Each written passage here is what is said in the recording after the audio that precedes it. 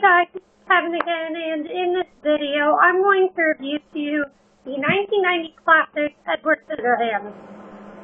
Now, I really wanted to see this movie because it definitely seemed like a very interesting movie. It's a movie I've actually been wanting to see for a while, but I just kept putting it off for some reason that I didn't really know. You know, every time I wanted to see it, I always ended up seeing something else. I don't know why, but I did. But I'm really glad I checked it out. But the basic plot of Edward Scissorhands, of course, is that it's a little bit confusing, actually. Basically, it starts off with this old woman telling her granddaughter a story of why it always snows, and she basically tells her the story of Edward Scissorhands, who was this guy who was created by this man who basically wanted to have a son, kind of like a Pinocchio thing, but instead of him having real hands, he has scissors for hands. And, yeah, so there's this woman who is, doing, product. I think it was Halo calling, Adone calling, I don't remember. But she sells some type of product, and she goes over to the house, where she sees Edward Scissorhands all alone, and there's a reason why, I will get to that. But he's all alone, and she basically decides to take him in and try to give him a real life because he never actually had one. So, and from doing this, she's sort of showing everyone who really isn't. At first, he's a very nice person, but then someone gets in his way, and it really ends up biting him in the ass. So, yeah, that's the basic plot, and I gotta say that Edward Scissorhands is amazing. Anyone who tells you that will tell you. Anyone who's seen the movie will tell you that. It's a great movie. One is Tim Burton's best. Definitely, I think Johnny Depp's best. I think he's really, really good in this movie. And while we're in that, let's get performances as I said, Johnny Depp. I think this is best performance. But why, you may ask? Because most of the movie, Edward does not have a lot of speaking lines.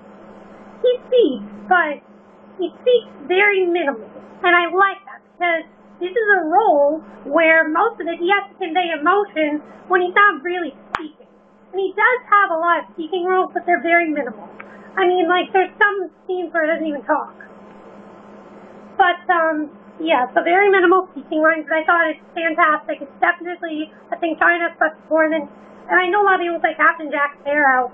I do not like those films. Pirates of the Caribbean are extremely overrated. They are not that good, and I don't like those films. So, yeah, let's get that out of the way. But he was fantastic. I thought he was amazing, and he definitely was the best part of the movie. Then there's Winona Ryder, who basically plays his female love interest, who is the daughter to the mother in the beginning. And she was very, very good. At first, she's afraid of Edward and kind of thinks of him as a joke. But then she starts to really fall in love with him, and I really felt for Winona Ryder's character. And the big twist, of course, is that the old woman telling the story is her. And I thought that was amazing. And, also with Edward Scissorhands, there's a scene that's really, really amazing with his creator. Basically, it shows how his creator died.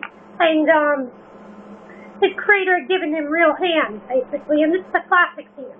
And Edward basically tries to put him on. He ends up breaking the hand, and he gives his creator a heart attack, basically. And, yeah, so that's why he was all by himself. And, yeah, so Winona Ryder, though, was very, very good. I thought she really, again, conveyed a lot of emotion. She was very good in all the scenes she needs to be funny in. She was good in all the scenes she needs to be emotional in. I thought she was really, really good. The one who played the mother, I thought she was fantastic as well. I think Diane West was her name. I can't remember exactly, but she was very, very good. And what I liked about her was that in the beginning, she's very calm, cool, and collected, but by the end, and she's trying to be like the perfect housewife and anything, but by the end we do see that she has a lot of problems and that she knows she made a huge mistake by bringing him in, because if you guys don't know, the last 15 minutes of this movie are very ugly. I mean, it is not very pretty than the last 15 minutes. It's very grim and dark, and I like how it starts off as a comedy, but then slowly turns itself into a drama / horror, almost. I mean, and the interesting thing is that Edward Scissorhands is not the horror, it's more of, what the hell is your name? Winona Ryder's character, her boyfriend, basically. Her boyfriend is the main villain in this movie. He was a very good villain, actually. Yeah, he's a D-bag, and, yeah, he's a douchebag.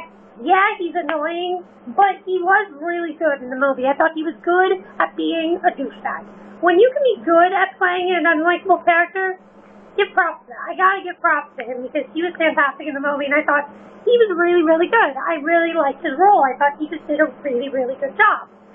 And then you had Vincent Price as Edward Scissorhands' creator, and he was very good in all the flashback scenes because it really seemed like he cared for Edward and was kind of like the father figure to Edward because he never actually had real parents, and all Edward has known has been his creator, and I thought he was really, really good.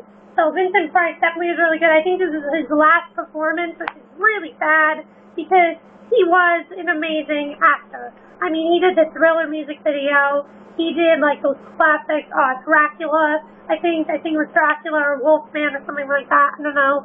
But he was very, very good in Edward Scissorhands. The last person I want to talk about is the person that played the father, Albert Brooks, I think. No, who played the father? I can't exactly remember, but he was very, very good, and I thought he was good too. So everyone in the movie was very good, and I definitely did like everyone in the movie. They were definitely very, very good. So, the other thing I'm going to say, of course, are the visuals. The visuals are really, really amazing, and I really like the visuals in the film. Very stunning, very colorful, sometimes dark scenes, like the beginning, when you first see Edward, it's like dark scenes.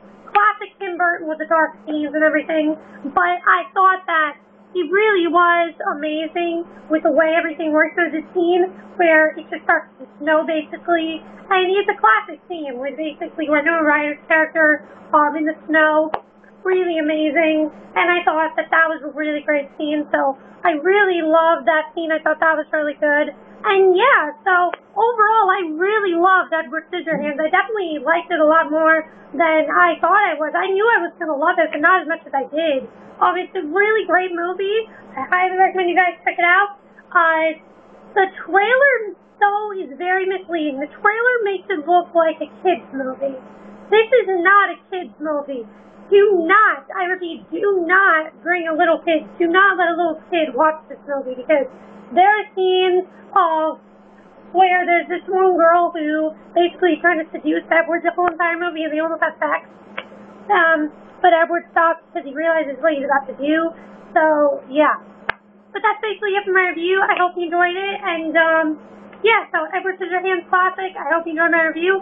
And I will see you guys next video, which will be my review for Teen Beach movie. So I will be reviewing that. And I also want to tell you guys that I did pick up today the new Evil Dead. I did pick it up, so I will be watching it.